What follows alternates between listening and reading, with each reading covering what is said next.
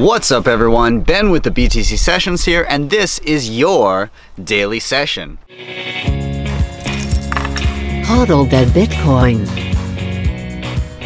Before we dive into the news, just a couple quick things. Number one, check out my website, btcsessions.ca. That's where you can reach out to me personally and book your own BTC session. We can chat Bitcoin, wallets, proper security, whatever you like. Just scroll down to the bottom and there is a contact form to fill out. Secondly, big thanks to Ledn.io, sponsors of the show. This is where you can use your Bitcoin as collateral to secure a Canadian dollar loan, or in select international markets now, a US dollar loan.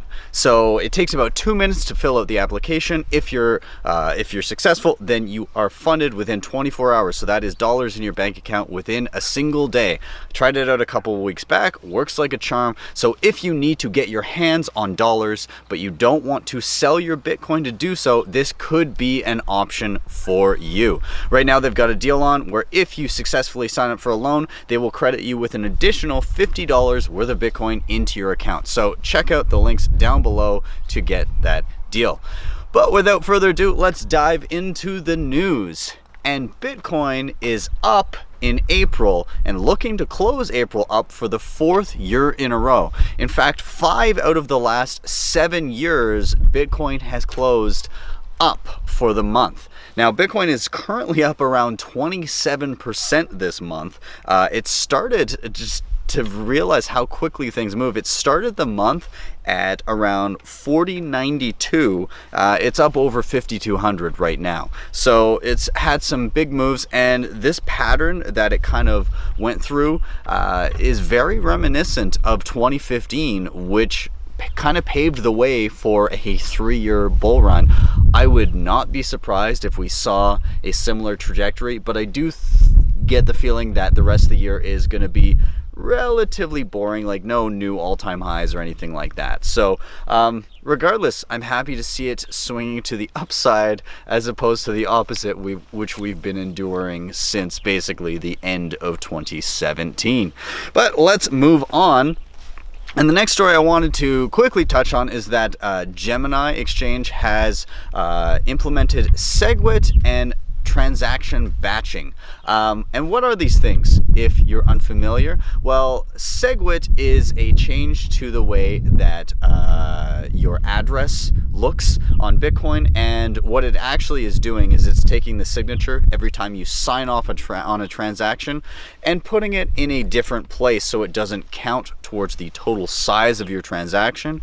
And what is the benefit of this? Well, it allows you to take advantage of lower fees when sending and receiving transactions. So now this technology has been available since August of 2017, so it's kind of like, well, good, but you took your sweet time. Now Coinbase even got flack for not implementing this sooner, and they implemented it in 2018.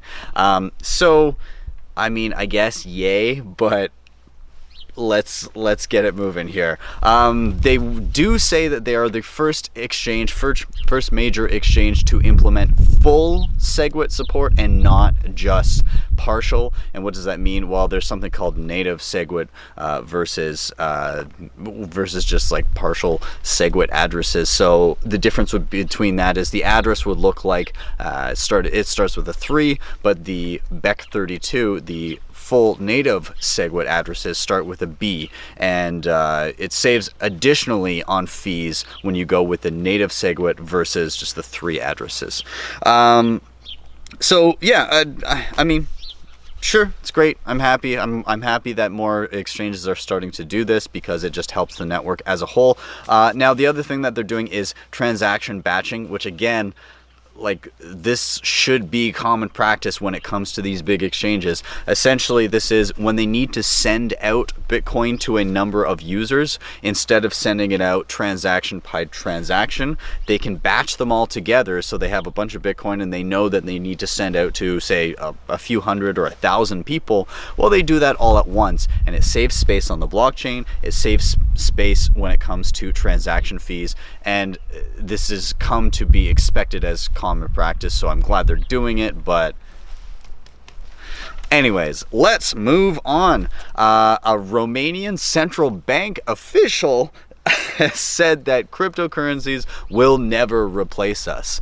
And why does he think this? Well, he thinks it because you need central banks to be a lender of last resort, which is the most tone-deaf thing I've ever heard, because that is why cryptocurrencies were created in the first place. That's why Bitcoin exists, because of irresponsible banking practices that were backed up by central banks bailing them out every time they did something wrong.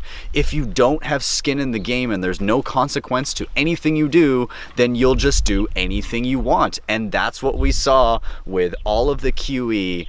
Every one of these banks that did awful things and basically just screwed all their customers and then screwed themselves in the process, they just got bailed out and there was zero consequence. And so when somebody says, well, we need the central banks because there needs to be a lender of last resort, no, I don't believe so, because that just encourages bad behavior. So yeah, there is a tweet here. He was talking about there's likely going to be a replacement of cryptocurrency by central bank issued digital currencies, because they need these currencies to multiply. In other words, again, they want to just turn on the printing presses. So again, just a total lack of understanding for why digital currencies exist and why people are interested in them in the first place. There was a fun tweet by Nouriel Roubini, who is an infamous troll of Bitcoin and cryptocurrency. So I'm going to pull this up here, and there's a great response to him as well. So Nouriel Roubini, in support of this Romanian Central Bank digital this Romanian Central Bank official, he said, this is actually back from November 2018, he said, "My take on central bank digital currencies. In spite of crypto zealots gloating about them, CBDCs, central bank digital currencies, are the opposite of crypto and will bury crypto for good." And there was a really great response to this by Robster Crypto, and he said CBDCs won't have the backing and following that the crypto community offers.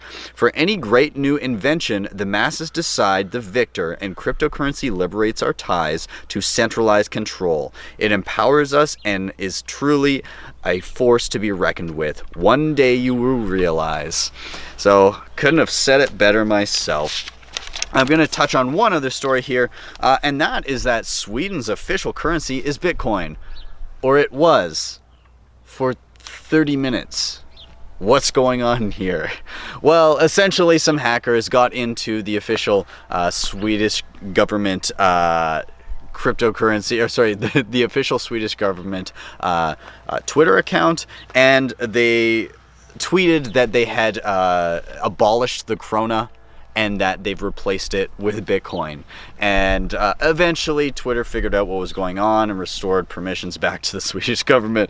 But essentially, when the hackers asked about his motivations, he just said, I think that socialism is wrong, and just kind of stated that he believed that Bitcoin could be a solution to that. So now on another note here, Sweden is leaning towards its own, again, central bank digital currency, replacing the krona and largely going cashless. And they see this as a solution to, if there wasn't cash, well, people would be 100% dependent on third parties like other banks and PayPal and whatever.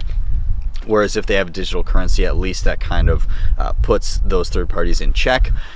But again, it's a totally centralized digital currency, and so it doesn't really offer any of the benefits that cryptocurrency provides in the aspect of separation of money and state, which is really what's being gone for here. So interesting stuff happening, but I think in the long run, it's just going to be a gateway for people to maybe try it. And then when they have two currencies to compare, hey, I've been holding some Bitcoin for a year, and I've been holding this central bank currency for a year, and this one has gone down in purchasing power, and this one has gone up.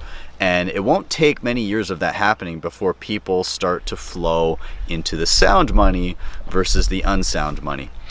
Anyways, guys, I'm gonna wrap it there. If you're new to the channel, please hit like and subscribe. Hit that notification bell because I'm always in the live chat every time this airs for the first time. And furthermore, if you want to help out the show, hit up my website, hit up the sponsor, Ledn.io, link for that down below. And if you really like what you saw, you can drop me a Lightning Network tip via tippin.me, links for that below. And if you don't know how to do it, I created a tutorial and I'll link that in the cards. I will see you guys tomorrow for your daily session.